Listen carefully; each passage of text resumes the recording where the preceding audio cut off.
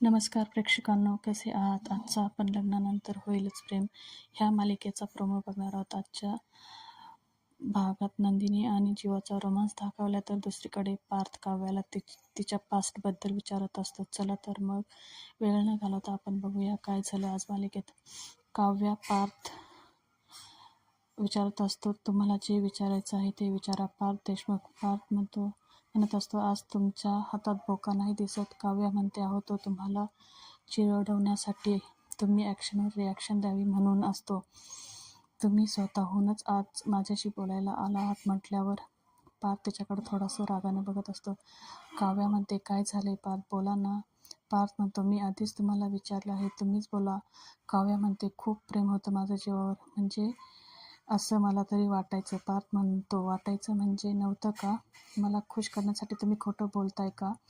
काव्या म्हणते, मी आधीच सांगितलंय तुम्हाला पार्थ, माझे खोटे बोलायचे दिवस संपले आहे. आता मी जे काही बोलेल ना ते खरं खरं बोलते, कुठलाही व्हाईट वॉश न देता. खरं सांगायचं झालं तर लग्न करून या घरात आल्यापासून खूप खोटं बोलले आहे सगळ्यांशी, अगदी घरातल्यांशी आणि तुमच्याशी सुद्धा. पण आता जे सांगते आहे ते खरं खरं सांगते आहे. लग्न करून ह्या घरात आल्यापासून मी अगदी वेड्यासारखी जीवाच्या पाठीमागे फिरायची. जिन्यावरनं, टेरेसवरनं, डायनिंगवर, सगळीकडे त्याच्या मागे तो जिकडे भेटेल तिथे त्याला गाठून त्याला धमक्या द्यायचे. त्याला, चल आपण सगळ्यांना सांगून टाकूया आपल्याबद्दल. तू जर नाही सांगितलं तर मी सांगेन. कित्येक वेळा गाडीत त्याच्या शेजारी बसून त्याला जीवाच्या आकंताने सांगितलंय, प्रयत्न केलाय, मी पार्थशी झालेलं लग्न एक्सेप्ट नाही करू शकत. जीवा, तू माझ्या नसानसात वाहतोय. नंदिनी म्हणते, वटपौर्णिमेला वडाच्या झाडाला तुमच्याबरोबर फेऱ्या घेतल्या, पण मी घरी आल्यावर जीवाची जळलेली छाती आणि तो हाच विचार करत बसले. मी कित्येक वेळा मूव्ह ऑन झाल्याबद्दल टोमणे मारले त्याला. हातातली अंगठी काढली तरी अंगठीचे व्रण आणि वळ तसेच राहतात, वगैरे वगैरे. आता ते आठवलं तर लाज वाटते मला स्वतःची. किती टॉक्सिन झाले होते मी त्या काळी. कम्प्लीट बिटिक. पार्थ म्हणतो, म्हणजे? काव्या म्हणते, सतत मानगुटीवर बसलेली असायची मी त्याच्या. माझ्या धमक्यांनी बांधून धरलं होतं आमच्या प्रेमाला. मग मला कळालं, आपल्याला जे पक्षी आवडत असतील ना त्यांच्यासाठी पिंजरे आणायचे नसतात, झाडे लावायची असतात. पार्थ म्हणतो, अच्छा, कधी झाला हा साक्षात्कार? काव्या म्हणते, जेव्हा तुम्ही माझ्या आयुष्यात आलात ना, माझा ग्रीन फ्लॅग. खरंच पार्थ, म्हणजे बघा ना, एका बाजूला मी जीवाला अडकवायचा प्रयत्न करत होते, त्याचं प्रेम, आमचं नातं परत मिळवण्याचा प्रयत्न करत होते, पण दुसऱ्या बाजूला मी आपल्या लग्नात अडकले होते. पण तुम्ही ना मला अलगद सोडत होता. मी एका बाजूला ओरडत होते, फडफडत होते, आणि दुसऱ्या बाजूला तुम्ही माझ्या पायात गुंतलेला नात्यांचा एक एक धागा हळूहळू बाजूला करत होता. मी जीवावर प्रेम असल्याचा क्लेम करत होते, पण मी प्रेमाचा खरा अर्थ विसरून गेले होते.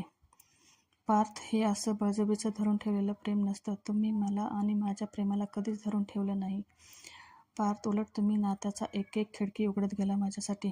कधीच माझी कोंडमारा नाही होऊ दिला. आणि जेव्हा मला जाणवलं तेव्हा मी अलगद जीवाचा हात सोडायला लागले.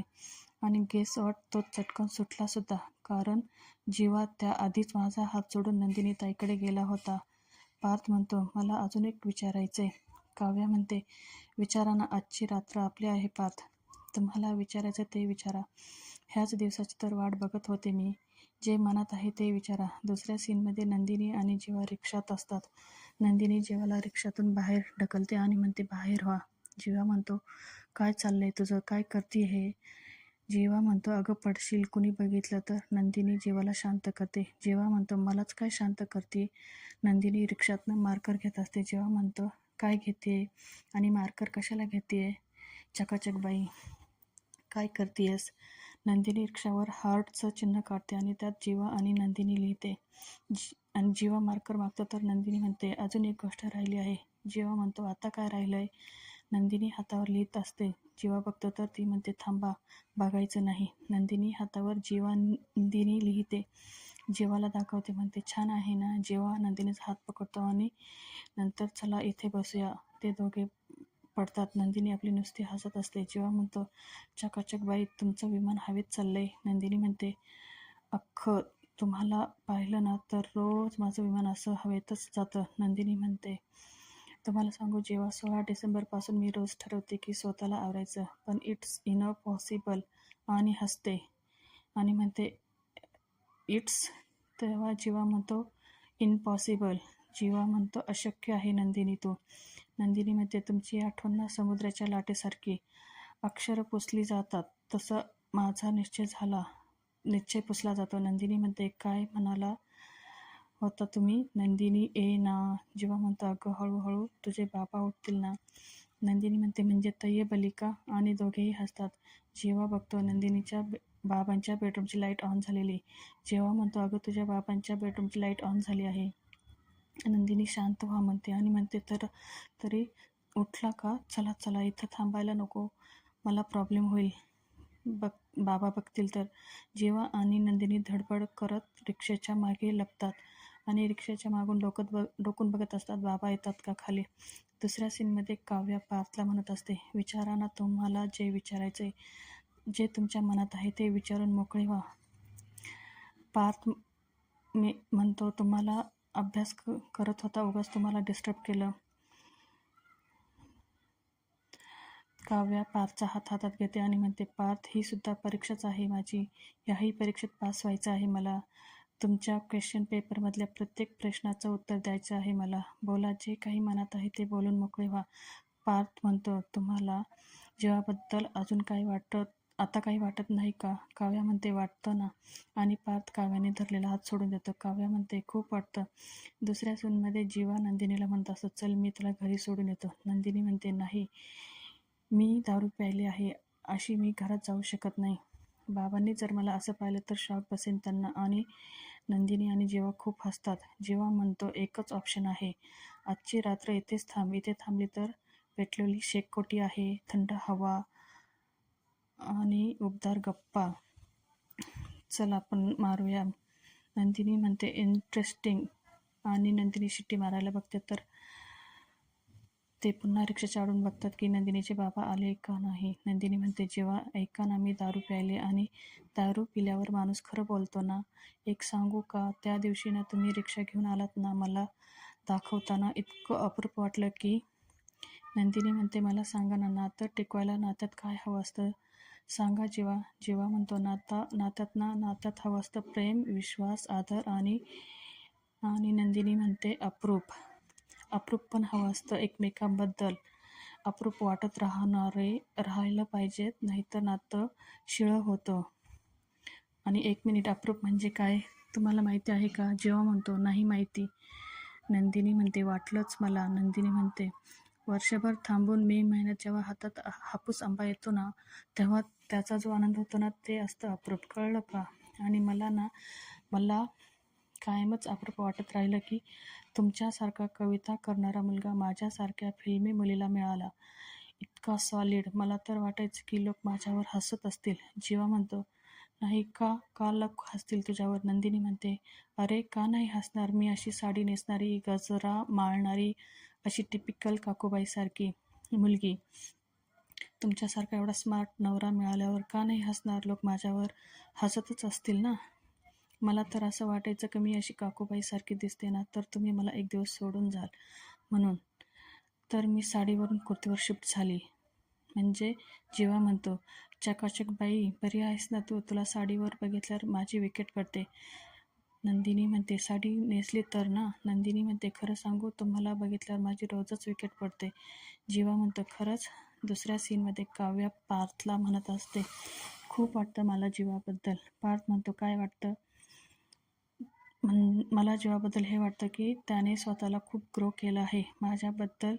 तुझ्याबद्दल वाटतं की त्याची गाडी छान रुळावर आली आहे, प्रेमाची सुद्धा आणि आयुष्याची सुद्धा. आणि हे सगळं नंदिनी ताईच्या प्रेमात पडल्यापासून झाले. मी बघितलं ना, म्हणजे जे माझ्या बाबतीत झालं ना, तेच त्याच्या बाबतीतही झालं. पार्थ म्हणतो, काय झालं तुमच्या बाबतीत? काव्या म्हणते, हे बघा पार्थ, आपण कपडे धुतो तेव्हा काही कपड्यांचा रंग उतरतो बघा, तेव्हा आपण काय म्हणतो, तर रंग कच्चा आहे. पण तोच रंग दुसऱ्या कुठल्या कपड्याला लागला तेव्हा तो इतका पक्का लागतो की कितीही घासलं तरी तो रंग उतरत नाही. जणू काही त्या रंगाला त्याचा कपडा मिळाला. अगदी तसंच जीवा ताईच्या रंगात आणि मी तुमच्या रंगात पुरते रंगून गेले. पार्थ, आत्ता परिस्थितीने कितीही धुतलं तरी हा रंग उतरणार नाही. दुसऱ्या सीनमध्ये जीवा आणि नंदिनी बसलेले असतात शेकोटीसमोर. जीवा नंदिनीला शेकवत असतो आणि म्हणतो, आता कसं वाटतंय? नंदिनी म्हणते, खूप शांत शांत वाटतंय. म्हणजे ना, शांतही वाटते आणि फिल्मीही वाटते. नंदिनी म्हणते, तुम्हाला एक सांगू जीवा, खरं तर मी रोमॅन्टिक आणि फिल्मी मुलगी आहे. म्हणजे जेव्हा माझा धागा तुमच्या गळ्यात अडकला होता ना, तेव्हा सुपर खुश झाले होते मी. आणि दोघेही हसतात. नंदिनी म्हणते, छान वाटतं मला. माझा नवरा कविता करतो आणि सगळ्यात महत्त्वाचं, त्या कविता माझ्यावर असतात. खूप खूप प्रेम करतो माझा नवरा माझ्यावर. माझ्यासाठी तिळगुळ करतो. मी पडायला लागले तर मला झेलायला एका पायावर उभा असतो. माझ्या तय्यबली बाबांना मनवतो. माझ्यासाठी 21 दिवस रिक्षात राहतो. जीवाचे हाल करून घेतो. कधी कधी मला वाटतं, मी खरंच तुम्हाला डिझर्व करते का? जीवा म्हणतो, काय बोलतेस तू? उलट हा प्रश्न मी स्वतःला विचारायला पाहिजे. मी खरंच तुला डिझर्व करतो का? जीवाचे हाल करून मी रिक्षात राहतोय, पण तू सुद्धा तर अवघडून सोफ्यावर झोपते ना. नंदिनी म्हणते, एक मिनिट, हे तुम्हाला सगळं माझ्या आईने सांगितलं का? जीवा म्हणतो, हो. तुमच्या आई माझ्यासाठी रिपोर्टर झाल्या होत्या. म्हणून तर मला माझ्या जबरी बायकोला मनवणं थोडंसं सोपं झालं. आणि दोघेही हसतात. नंदिनी म्हणते, बस आता थांबूया हे सगळं. कंटाळा आलाय मला आता ह्या सगळ्यांचा. मी तुम्हाला असा त्रासात नाही बघू शकत. जीवा म्हणतो, हो ना, मग चल ना नंदिनी आपल्या घरी. उद्या 21 दिवस पूर्ण होतात ते. आपण आपल्या घरी जाऊया. आपलं घर, आपली बेडरूम आपली वाट बघते. नंदिनी म्हणते, चालेल. नंदिनी म्हणते, खरं सांगू ना, आता मी नाही राहू शकत तुमच्याशिवाय. खूप चिडलो, खूप भांडलो आता. मला फक्त प्रेम करायचं आहे तुमच्यावर. दुसऱ्या सीनमध्ये काव्याचा फोन वाजत असतो. पार्थ म्हणतो, तुमचा फोन वाजतोय, घ्या. काव्या म्हणते, नाही. तसंही यावेळेस तुमची खारुताईच फोन करत असेल मला.